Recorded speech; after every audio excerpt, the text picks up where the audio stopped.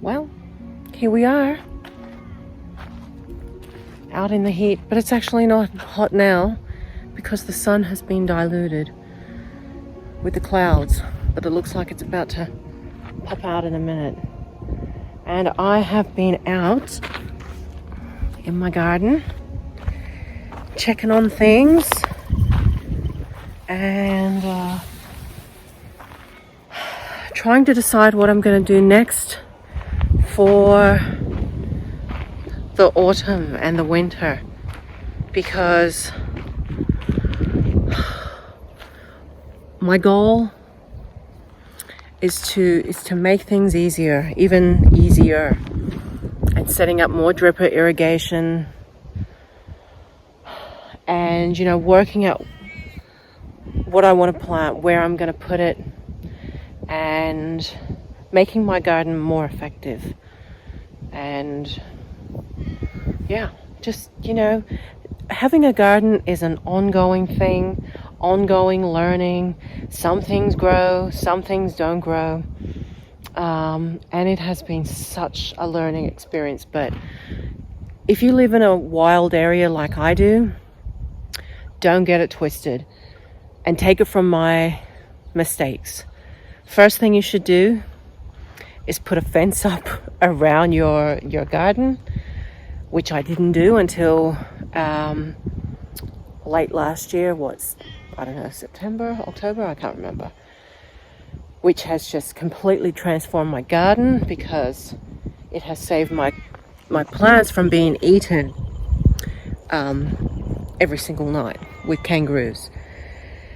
And the second thing is that I've only just had the epiphany of is having drip irrigation. My gosh, why did I not do this sooner?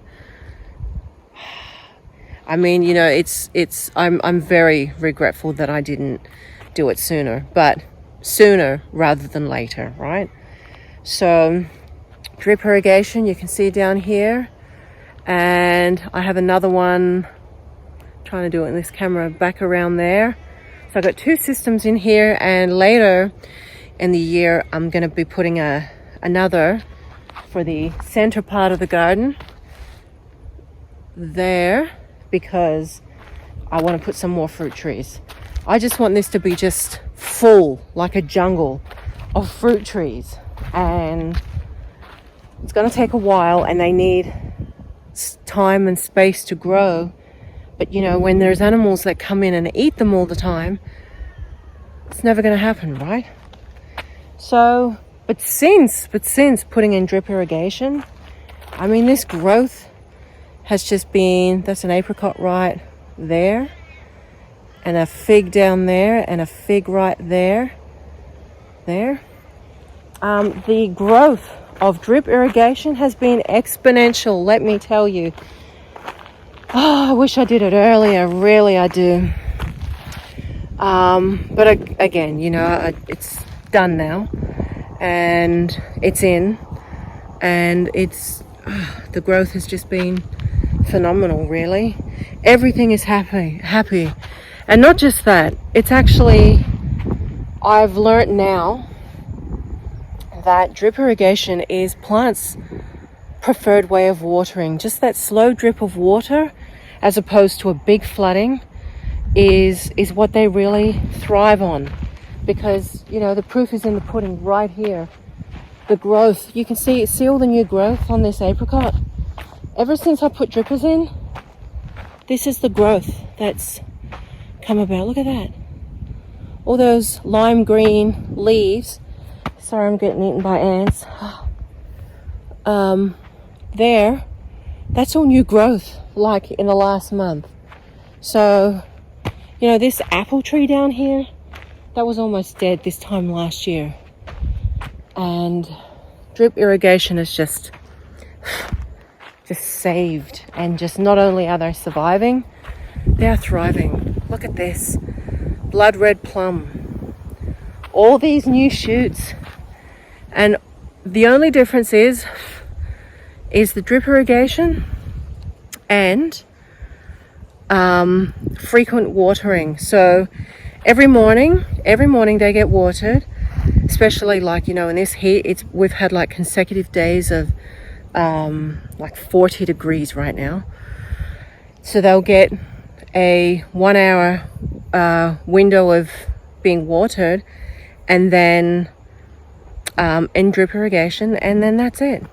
And like, oh my gosh, the growth is just frequent watering. I don't know what happens, but like this apple, a three grafted apple, like I could have apples this year. I'm a little excited. Oh, here comes that sun. Oh my gosh. The sun is just so hard here. This is actually a new import, this one here. That is my grafted, that is my 4 grafted stone fruit tree. 1, 2, 3, 4. I think it's 4. Well, it's definitely 3.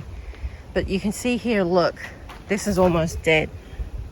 However, in the last week of this being in the ground, look at these little shoots. There. See those? That's all new.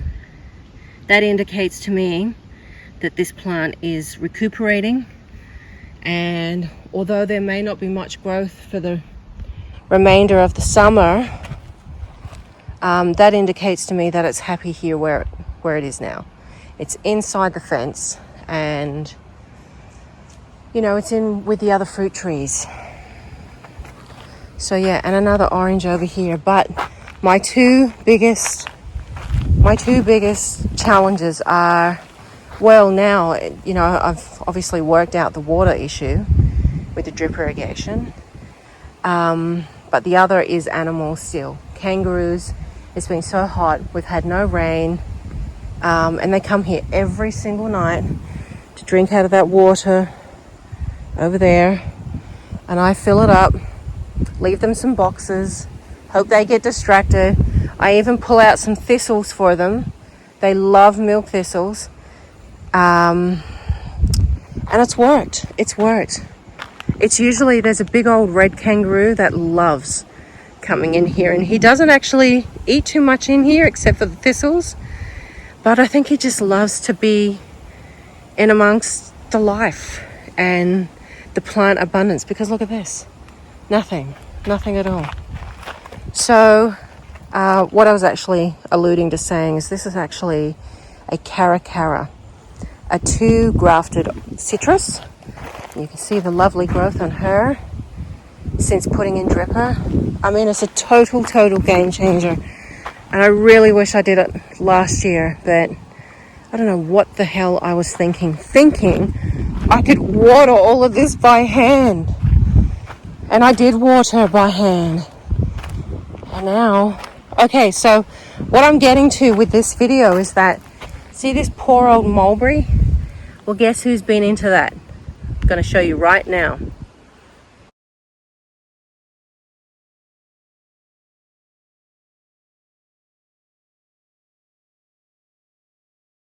Yep, that's Beardy.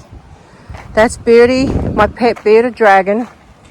And he loves nothing more than to munch on mulberries all day. Well, he has totaled this white mulberry here, and her growth is very stunted. And he's also almost killed this other mulberry over here, but she will come back. She still has green on her. She gets a good water every day. See this?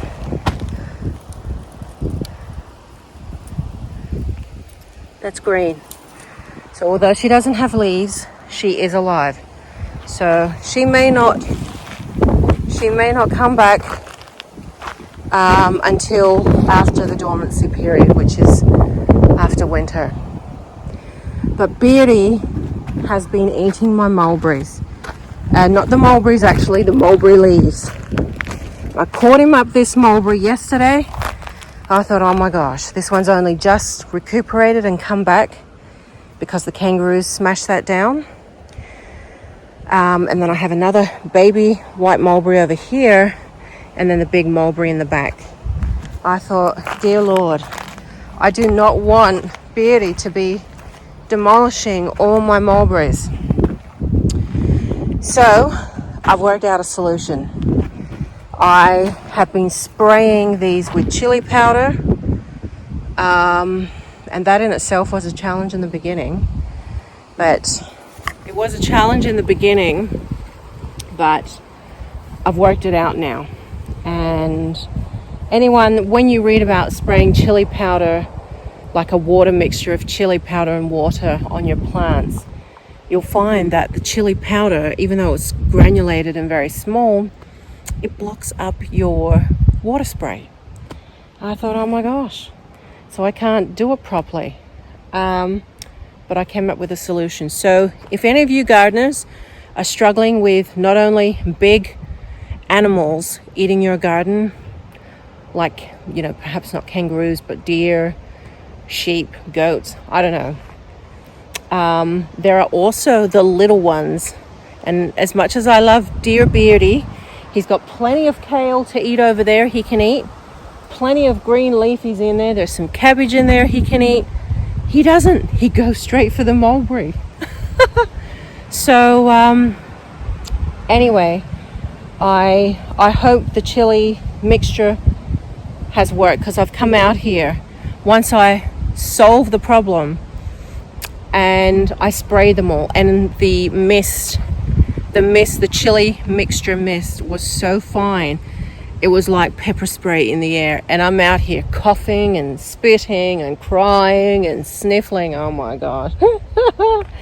But it worked. And so I'm hoping he doesn't like to eat chili.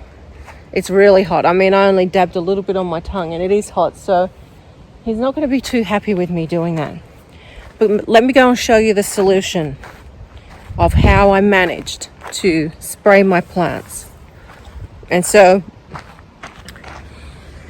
if you too also are a gardener and you have some little residents in your garden, then perhaps you want to try this as well. So here is the beloved water sprayer. Look at all that chili powder down in there.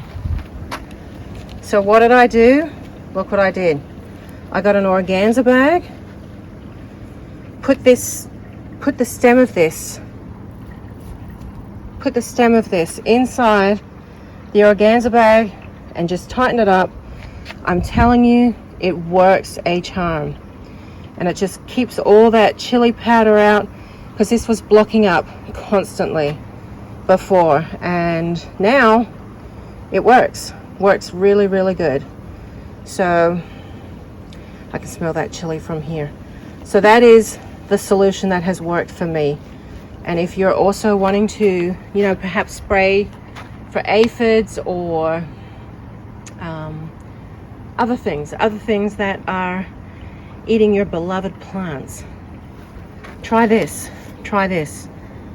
It works. And I told my mother about it because she was complaining about this water sprayer blocking up, well, not mine, but obviously one that she was using for her garden, and she encountered the same problem, and I'm sure many people have encountered the same problem. So there's a solution. And if you've had any luck with the chili spray mixture on your garden, let me know. I would love to hear if it's worked for you or not.